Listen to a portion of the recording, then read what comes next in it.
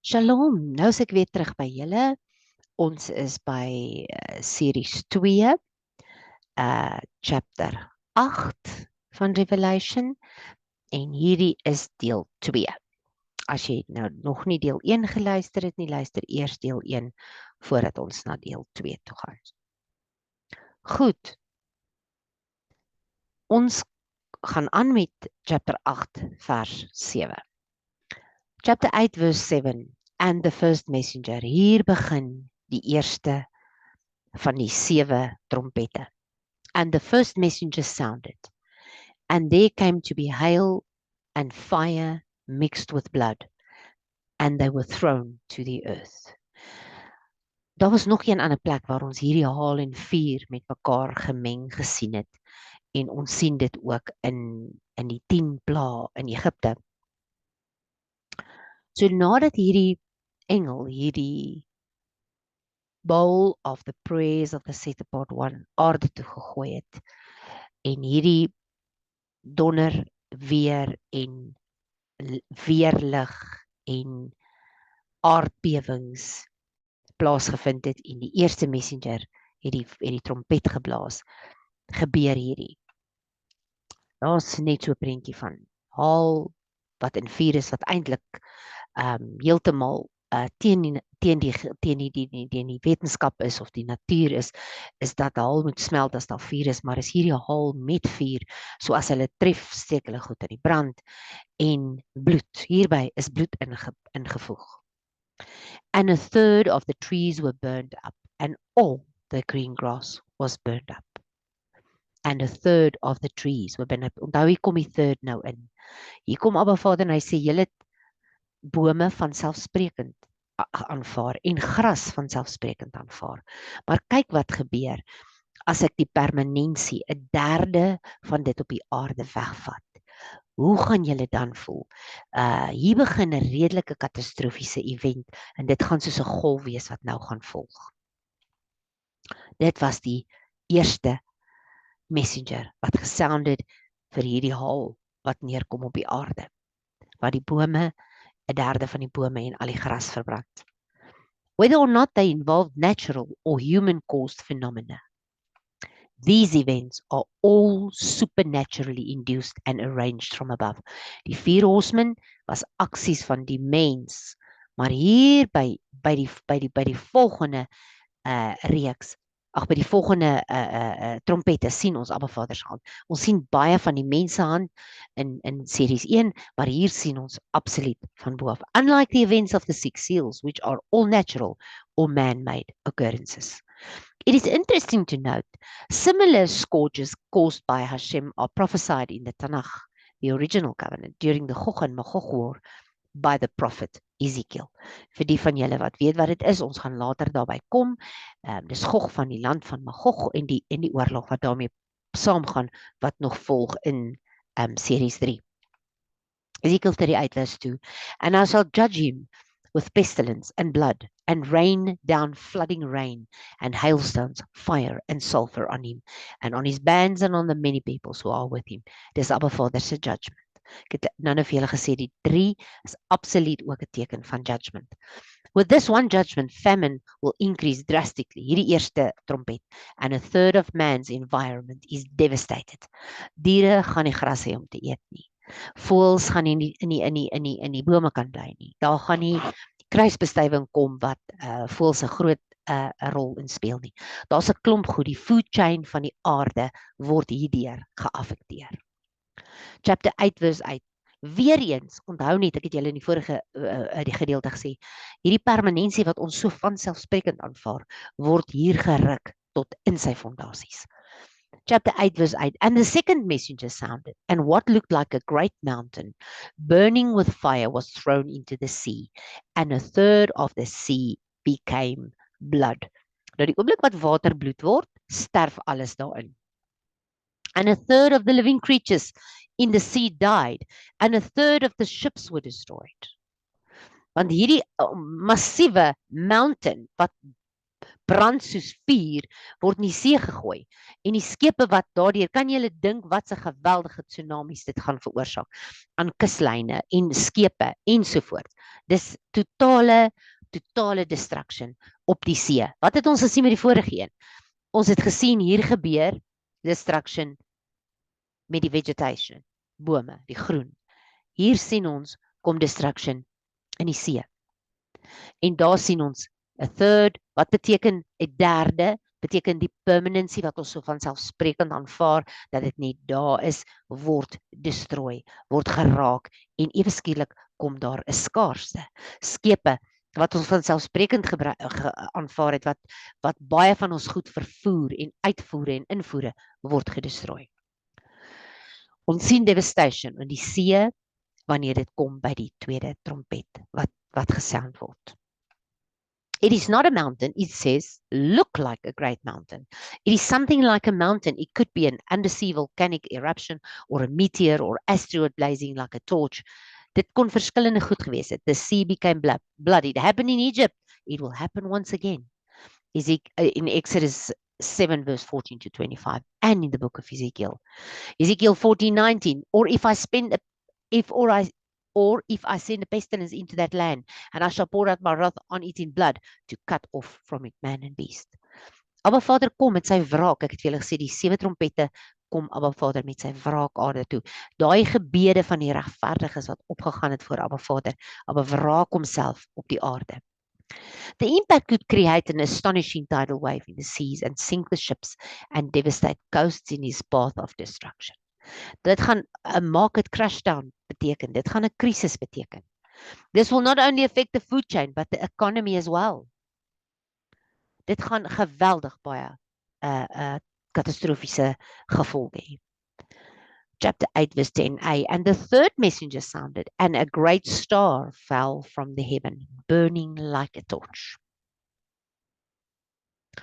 Nou voor ek hier verder gaan, kom ons gaan eers aan. And it fell on a third of the rivers and on the fountains of water. Hier kom ons by die drinkwater. Hier kom ons by die vars water. Nie seewater nie, die vars water. En die derde messenger kom en dit val op ons water, ons fonteine.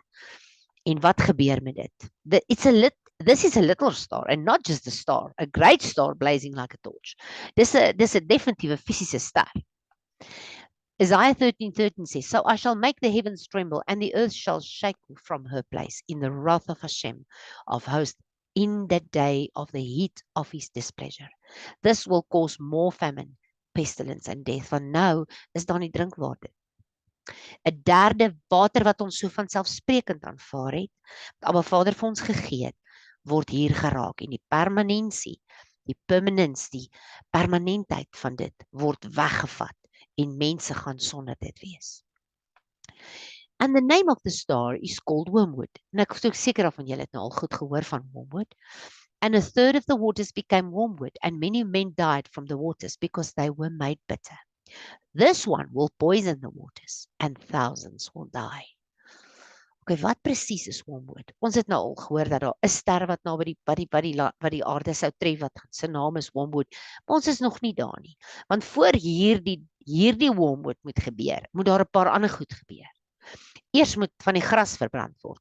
En die see moet in bloed en die meteor moet in die see val voor hierdie kom. So ons moet nie nooit die karretjie voor die perde inspan nie, want dis belangrik om te sien. Hier's 'n orde. Elohim created all the stars, knows their location and has named them. He can use them as well. In Job 9 vers 9 staan dit. What is wormwood? What does wormwood mean? Bitterness or extremely bitter. To dip one's pen in gall bitter. Cup of bitterness. Bitter absinthine. Ek dink dis soos jy uitspreek. Absinthine and absinthe drink. Now, what is absinthe? It's an anise of an anise flavored spirit derived from botanicals, van blomme, including the flowers and leaves of Artemisia absinthium, the grand wormwood, together with green anise, sweet fennel, and other medicinal and culinary herbs mixed with alcohol. This hierdie anise flavored spirit derived from dit wat hulle noem absinthe, or the absinthe, or an absinthe drink. So kom ons kyk so 'n bietjie meer rondom hierdie ding. Absinthe traditionally had a natural green color. So hy het hierdie groen kleur en dit klink vir my, ek het hom self nog nie gedrink nie en ek weet nie presies hoe hy lyk nie, maar ek het nou gaan uitvind en ek het 'n bietjie meer in hom geleer uit amper 'n tipe van 'n fluorescent kleur wanneer hy in 'n totglasie gedrink word. Tidjone is a potential poisonous chemical found in wormwood. Dit is hoe jy hom spel. Kom ons kyk wat sê hy vir ons hier. Ek wil net gou kyk. Okay, dit is definitief 'n drankie. Ekskuus, ek wil dit net byvoeg vir julle. Dis definitief 'n drankie. En in hierdie drankie is daar 'n possible chemical wat as jy te veel van dit inkry of 'n poison, as jy te veel van dit inkry, sal dit jou doodmaak. So hierdie poison in hierdie drankie wat die mense drink is nie so groot nie. Dit het nie hierdie geweldige impak nie, maar wat ek wel vir julle kan sê, en ek is seker daarvan ek het dit nie verder genoem nie. Kom ek gaan gou vir julle net bietjie detail gee hierso. In hierdie spesifieke drankie wat hierdie groen kleur is 'n poison wat jou kan doodmaak, maar dit het ook 'n tipe van 'n verdowingseffek. Soos wat alkohol jou sal laat beter voel, so drink hulle hierdie spesifieke totglasie vol of drankie om jou bietjie beter te laat voel ensovoorts. Nou wil ek gou vir julle ietsie vra. Daar's die skrif spesifiek waar Yeshua aan die kruis hang, praat die woord van dat hulle vir hom in Afrikaans dink ek sê asyn gegee het om te drink toe hy aan die kruis gehang het. En hy het dit geproe en hy wou dit nie gehad het nie. En as jy later gaan kyk na die verdere detail rondom dit, Markus en Lukas en Matteus die Gospels gee so 'n bietjie van 'n ander interpretasie. Die een, ek dink Markus of Lukas sê dis mirre, dis bitter soos mirre, en ander sê dis galbitter soos wormwood en of galbitter.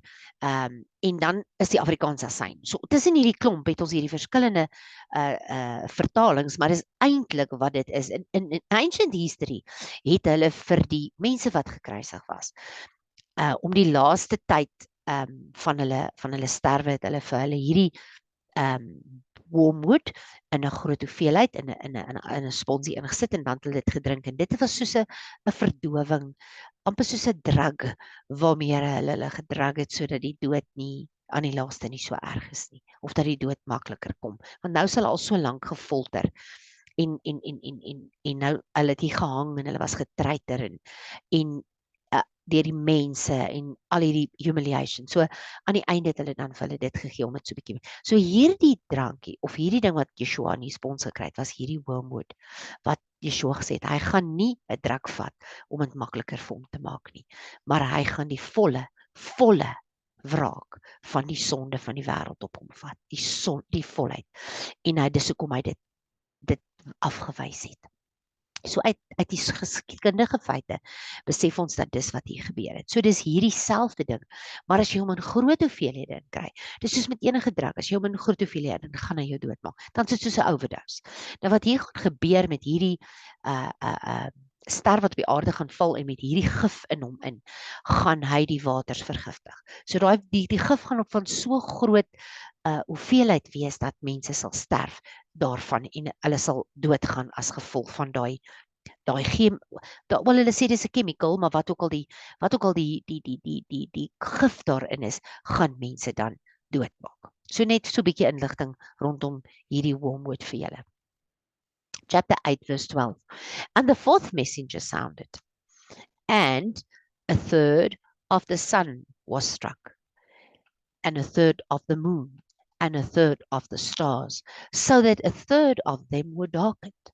So wat sien ons nou hier? Ons sien eers ons vegetation, bome, gras, dan die see, na die see ons vars water wat ons moet drink, en nou ons lig. Die son is verantwoordelik vir die kleur in groente en vrugte. Son bring die oranje in 'n lemoen. Die maan in die nag, die sterre.